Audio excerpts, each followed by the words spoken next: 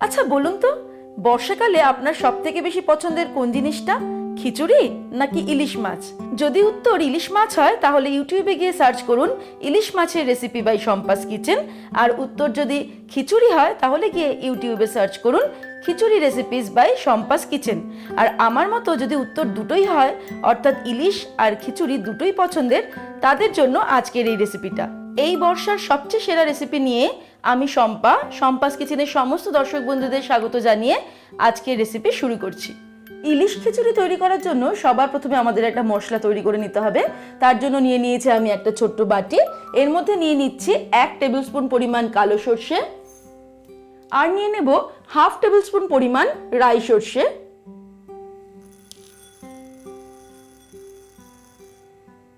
দিয়ে দিচ্ছি 2টো কাঁচা লঙ্কা।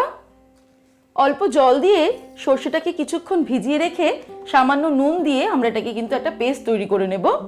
তারপরে ফিরে আসছি। সর্ষেটাকে বেটে নিয়েছি, এবারে আমরা মাছটাকে ম্যারিনেট করব। এবারে আমি 4 পিস ইলিশ মাছ নিয়ে ভালো করে নুন হলুদ মাখিয়ে নিলাম।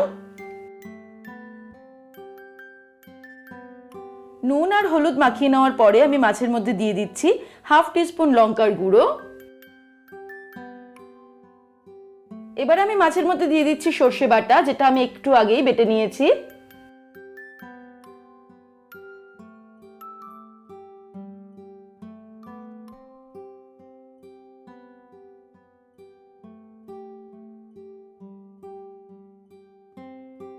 এবারে দিয়ে দিচ্ছি 1 টেবিল স্পুন সর্ষের তেল।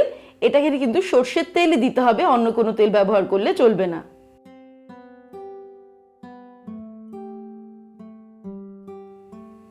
আর ফাইনালি আমি এর মধ্যে দিয়ে দিচ্ছি 1 টেবিল স্পুন পরিমাণ টক দই। এবারে আমি ভালো করে মাছটাকে মাখিয়ে নেব, তারপর আধ ঘন্টা এটাকে রেখে দেব। আর সেই আধ ঘন্টা সময়ের মধ্যে আমরা ইলিশ খিচুড়ির বাকি প্রিপারেশনগুলো রেডি করে নেব।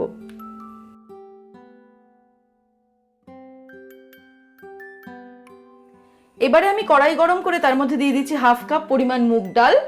আমরা শুকনো কড়াইতে মুগ ডালটাকে ভেজে নেব।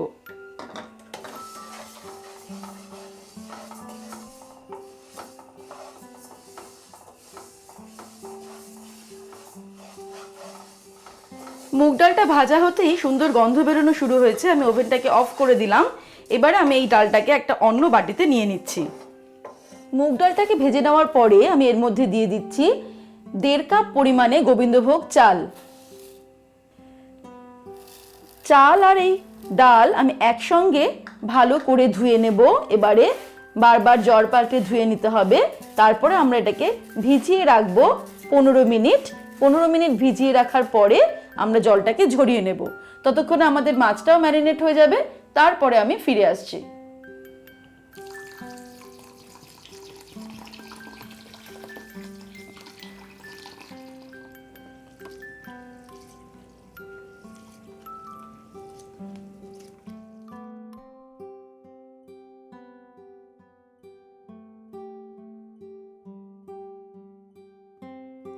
30 মিনিট হয়ে গেছে, আমাদের মাছটা কিন্তু ম্যারিনেট করা কমপ্লিট।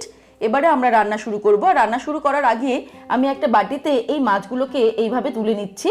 গ্রেভিটা আমাদের রান্নাতে সবার প্রথমে লাগবে, সেই কারণে মাছগুলোকে আমরা আলাদা করে তুলে নিলাম। এবারে আমি কড়াই গরম করে এর মধ্যে দিয়ে দেব সর্ষের তেল। আর একটা বার্নারে কিন্তু আমি জল গরম বসিয়েছি, কারণ আমাদের রান্নায় কিন্তু গরম জল লাগবে। 2 টেবিল স্পুন আমি সর্ষের তেল দিয়ে দিলাম। তেলটা গরম হলে এর মধ্যে দিয়ে দিচ্ছি তেজপাতা আর একটা শুকনো লঙ্কা দিয়ে দিচ্ছি।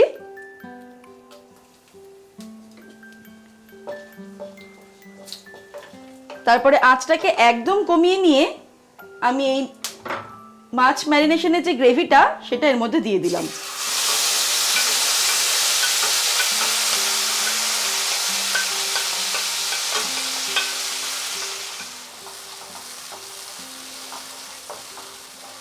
তারপরে এর মধ্যে আমি দিয়ে দেব জল ঝরিয়ে রাখা চাল আর ডাল।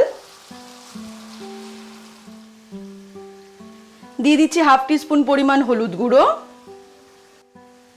আর লঙ্কা গুঁড়ো দিয়ে দিলাম 1/2 টিস্পুন। এবারে মিডিয়াম আঁচে আমরা চালটাকে ভালো করে মশলার সঙ্গে মেশাতে মেশাতে কষিয়ে নেব। চাল আর ডাল আমি খুব ভালো করে ভাজা ভাজা করে নিলাম, কষিয়ে নিলাম। এবারে এর মধ্যে আমি গরম জল অ্যাড করব। আমি যেহেতু চাল আর ডালের মোট পরিমাণ 2 কাপ নিয়েছিলাম, অর্থাৎ 1.5 কাপ চাল আর হাফ কাপ ডাল, তাই আমি এর মধ্যে ডবল পরিমাণ অর্থাৎ 4 কাপ পরিমাণে গরম জল দিয়ে দিচ্ছি।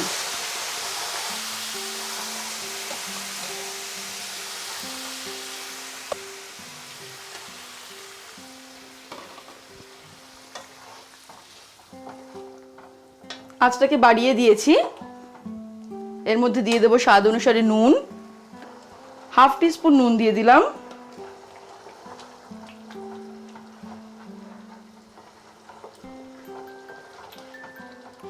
এবারে আমি আঁচটাকে একদম কমিয়ে দিয়েছি। এর মধ্যে দিয়ে দেব ইলিশ মাছের টুকরোগুলো, এইভাবে একটু বসিয়ে বসিয়ে দিলাম।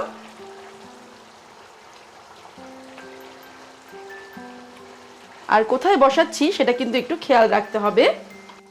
মাছগুলোর ওপর দিয়ে এভাবে চাল আর ডালের মিশ্রণটাকে আমরা ঢাকা দিয়ে দেব।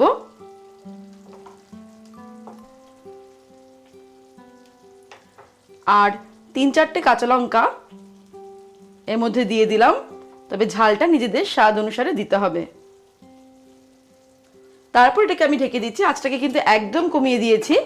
10 মিনিটের জন্য প্রথমে আমি ঢেকে দিলাম, তারপর আমরা একটু চেক করব। 10 মিনিট হয়ে গেছে। এবারে আমরা একটু চেক করে নেব। আমরা সাইড দিয়ে দিয়ে নিচের ভাতগুলো সামান্য একটু একটু করে তুলে দেব।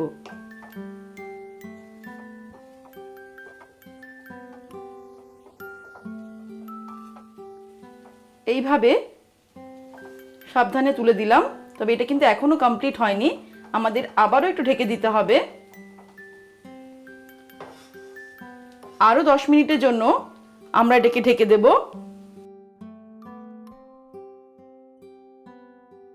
তারপরে ফিরে আসছি। আরো 10 মিনিট হয়ে গেছে। এবারে কিন্তু খিচুড়ির চাল আর ডালটা সম্পূর্ণ সিদ্ধ হয়ে গেছে। আমি এর ওপর দিয়ে 1 টেবিল স্পুন পরিমাণ সরষের তেল ছড়িয়ে দিলাম। তারপরে ওভেনটাকে অফ করে দিলাম। ওভেনটাকে অফ করার পরেও আমাদের এটাকে ঢেকে রাখতে হবে আরো 10 মিনিট। তারপর আমরা গরম গরম ইলিশ খিচুড়ি সার্ভ করব।